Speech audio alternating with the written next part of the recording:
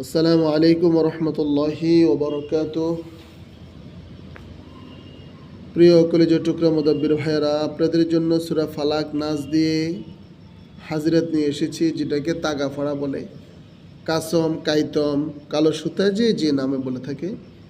আপনার কাছে যখন রুগী আসবে, রুগীকে এভাবে কাঠের মতো সোজা করে দাঁড়া করাবেন এবং চুলের যে ভাঁজ আছে, কপালের যে চুলের ভাঁজ, ওখানে সুতাটা এভাবে ধরবেন, একজনে তার বুড়া পায়ের আঙ্গুল বরাবর ধরবে, বাকির উপরে যে সুতাটা আছে সেটা কেটে ফেলে দেবেন। এই পর্যন্ত ভাঁজ সুতা নেবেন। নেওয়ার পর ওই সুতাটাকে আপনার ডান হাতের তালুর মধ্যে নেবেন, নিয়ে পড়বেন এই দোয়াটা এবং সূরা নাস, ফালাক নাস পড়বেন। আযামতু আলাইকুম ইয়া জামিআ আহদরু আহজাম তাওরাত তুখবিরনি ওয়াল ইনজিলু ওয়াজ জাবুরুল ফুরকানিল আযীম ওয়া শিফাউ ওয়া রাব্বুল মাশারিকি ওয়াল মাগরিবি। এ পর্যন্ত দোয়াটুকু পড়লে হবে।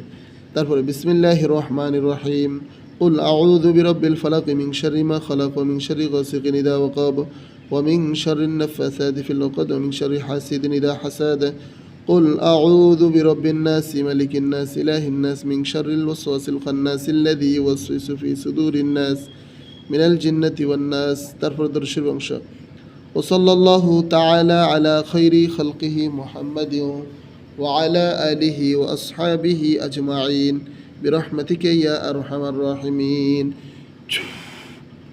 এভাবে তিনবার পরে তিনটা ফু দিলেন।